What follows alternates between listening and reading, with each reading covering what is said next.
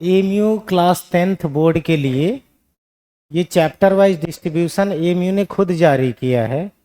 ठीक है, यानी उसके अकॉर्डिंग एएमयू का ही बनाया हुआ ये ब्लूप्रिंट है, वो भी चैप्टर वाइज है। तो मैं आपको इसको एक्सप्लेन कर दे रहा हूँ किस चैप्टर से कौन से वेराइटी ऑफ क्वेश्चंस होगा और किस तरह के क्वेश्चंस आने के मैक्सिमम प्रोबेबिलिटी होगी। ठीक है, उसी के अकॉर्डिंग बात करेंगे। तो आइए मैं वो सारा प्लान बताता हूं जिससे आप बहुत इजीली 90 प्लस स्कोर कर पाओगे। तो पहला चैप्टर जो है वो है आपका रियल नंबर। रियल नंबर से दो यानी एक एमसीक्यू जाएगा। एक क्या आएगा भाई? एमसीक्यूज, एक वेरी शॉर्ट आंसर क्वेश्चन यानी 1 मार्क का क्वेश्चन, और एक क्वेश्चन आएगा शॉर्ट आंसर यानी 3 मार्क्स का क्वेश्चन आएगा। तो 3 मार्क्स वाले में तो लगभग फिक्स क्वेश्चन है, रिविजिटिंग इरेशनल नंबर से सवाल आएगा। और रिविजिटिंग इरेशनल नंबर से जो क्वेश्चन आएगा वो किस तरह का होगा? जैसे मान लो ये क्वेश्चन आ गया कि √3 को प्रूफ करो इरेशनल नंबर, या ऐसा आ सकता है कि 2 + √3 को प्रूफ करो। ऐसा भी आ सकता है √p + √q को इरेशनल प्रूफ करो। इस तरह के मतलब 5, 7, 10 क्वेश्चन है जो हर बार रिपीट होते हैं। तो ये मान लो उसी तरह का क्वेश्चन एक आएगा। अब आते हैं बेटे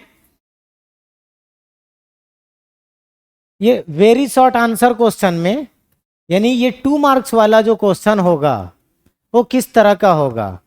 तो ये जो है फंडामेंटल थ्योरम ऑफ अर्थमेटिक एक टॉपिक है, उस टॉपिक से सवाल आ सकता है। जैसे एलसीएम एचसीएफ में रिलेशन होता है, यानी LCM of 2 number multiplied by HCF of 2 number that is equal to product of 2 number, इस पे बेस्ड क्वेश्चन हो सकता है। या फिर आपको कोई प्राइम फैक्टराइजेशन से 2 नंबर दे दिया, उसका एलसीएम एचसीएफ बताओ। इस तरह के 2 क्वेश्चन आ सकते हैं। एमसीक्यूज में बहुत बेसिक सा कोई क्वेश्चन होगा इन्हीं 2 टॉपिक से।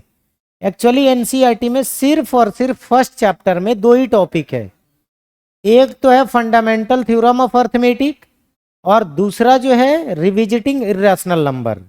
तीसरा कोई टॉपिक नहीं है। यूक्लिड डिवीजन लेमा और एल्गोरिथम था जो कि डिलीट हो चुका है। एक और आता है यानी आपको रैशनल इरेशनल, वो भी डेसिमल एक्सपेंशन के फॉर्म में बताने वाला, या फिर टर्मिनेटिंग नॉन टर्मिनेटिंग का जो लॉजिक था वो भी टॉपिक डिलीट हो चुका है एनसीईआरटी से। तो कंप्लीटली एनसीईआरटी से ही पेपर आता है एएमयू का स्पेशली। तो एएमयू क्लास 10th बोर्ड के लिए ये बहुत ही सटीक टेक्निक है जिससे आप बहुत आसानी से 90 प्लस स्कोर करोगे, गारंटी। अब सवाल आता है दूसरा है बेटे पॉलिनोमियल। पॉलिनोमियल से एक एमसीक्यू जाएगा और एक 3 मार्क्स में क्वेश्चन आएगा। अब ये देखो पॉलिनोमियल से क्वेश्चन कैसे आ सकते हैं। तो पॉलिनोमियल से जैसे कि मान लो 2 रूट जो है दिया है और 2 निकालने वाला वो फैक्टर वाला थ्योरम वो डिलीट हो चुका है।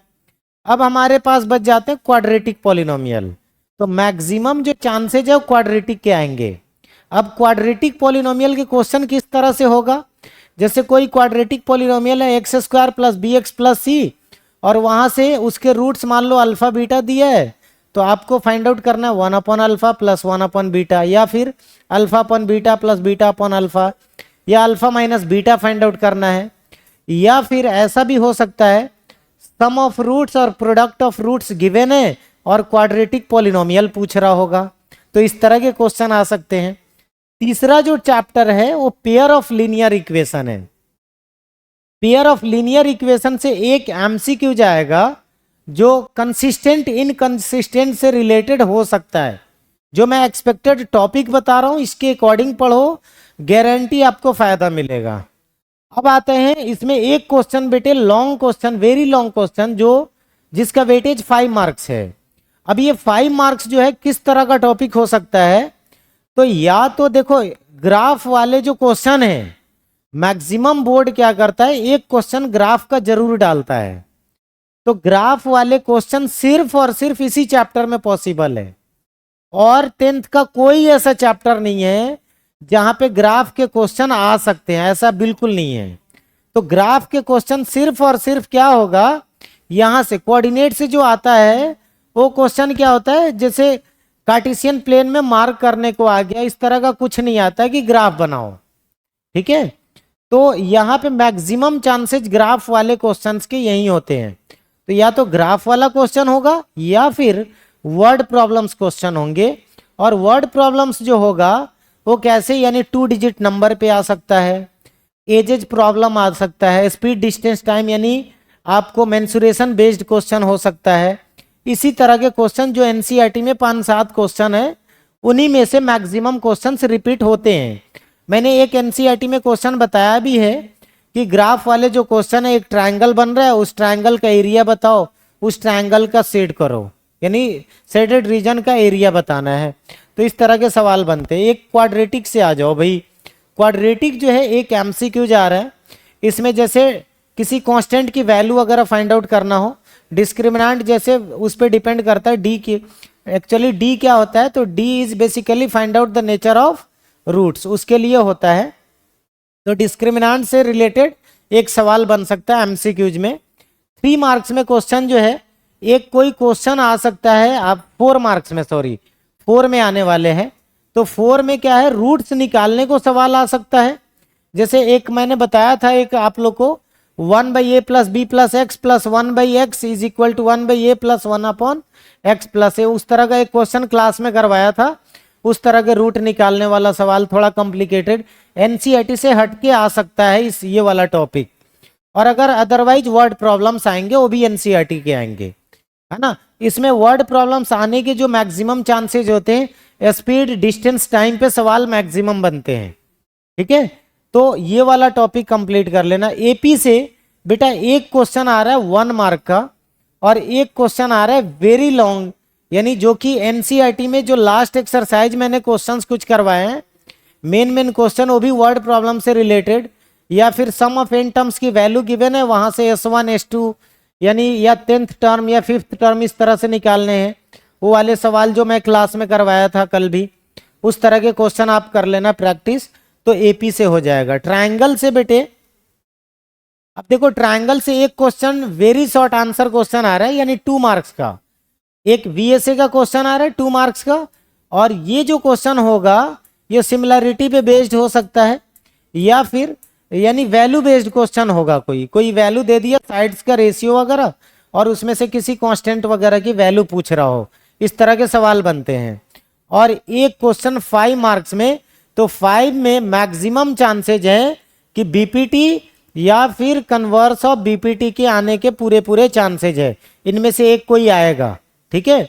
और अदरवाइज ये सिमिलरिटी के सवाल आ सकते हैं, वो भी मैंने एक्सरसाइज में 2-3 मार्क करवाया, वही सवाल बनते हैं अक्सर 5 में, उससे ज़्यादा कुछ बनना नहीं है। तो अक्सर मैक्सिमम चांसेज ये हैं कि बीपीटी और कन्वर्स ऑफ बीपीटी के क्वेश्चन ही बनेंगे। अब आ जाओ बेटे कोऑर्डिनेट में। कोऑर्डिनेट में एक एमसीक्यू जा रहा है, एक वेरी शॉर्ट आंसर क्वेश्चन आ रहा है, और एक 4 मार्क्स में क्वेश्चन आ रहा है।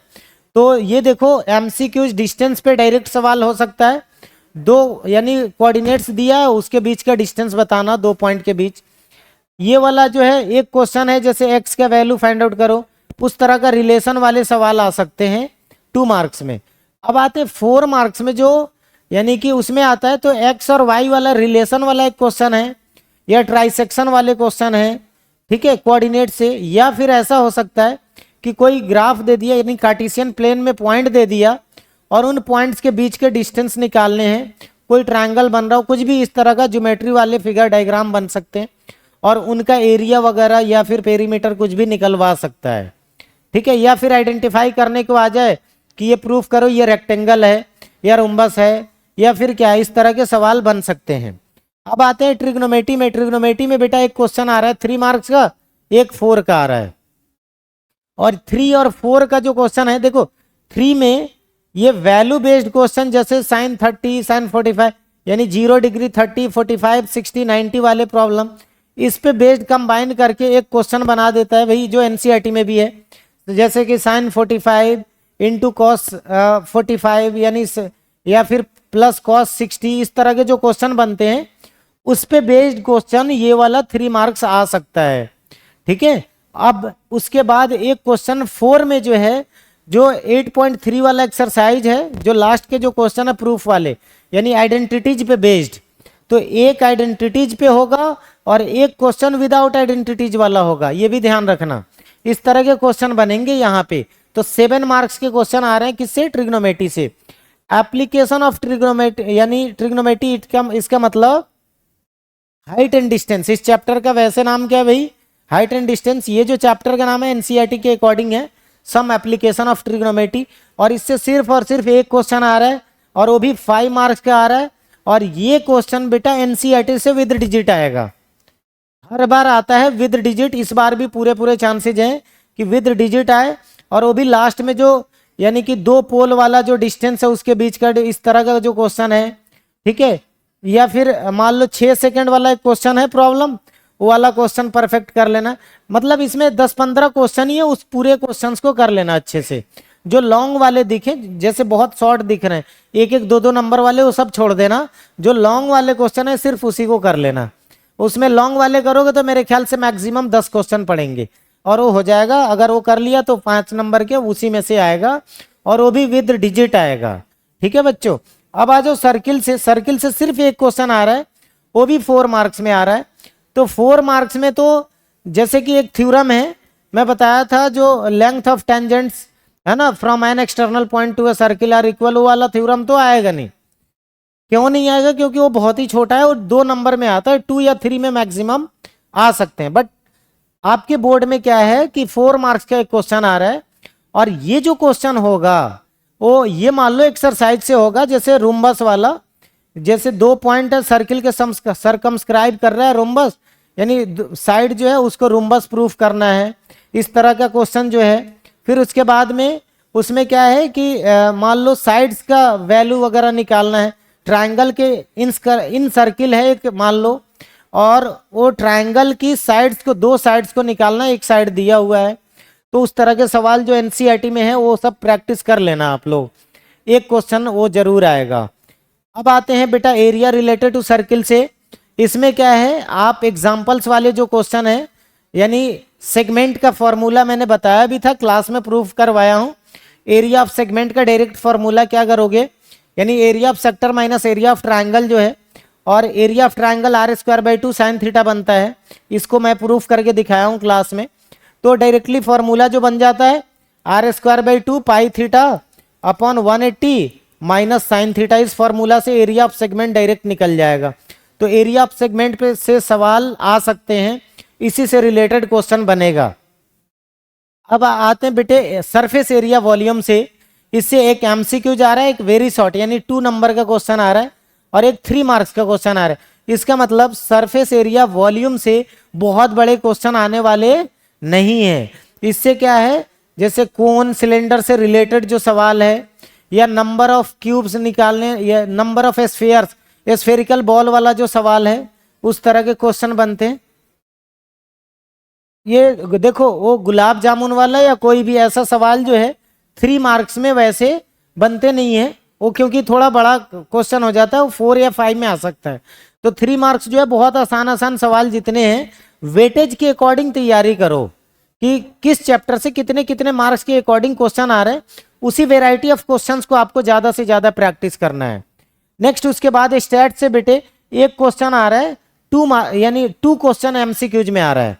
तो एमसीक्यूज में 2 क्वेश्चन जो आ रहा है वो क्लास मार्क, मीन, मीडियन, इससे रिलेटेड बहुत बेसिक सवाल होंगे। क्लास मार्क पूछ रहा होगा, या फिर उसमें ऐसा पूछ रहा रॉ डेटा वगैरह दे दिया, मीडियन पूछ लेगा, ठीक है। उसमें या क्यूमुलेटिव फ्रीक्वेंसीज वगैरह पूछ लेगा इस तरह से, या मीडियन क्लास क्या है, मोड क्लास क्या है, वो सब पूछ लेगा।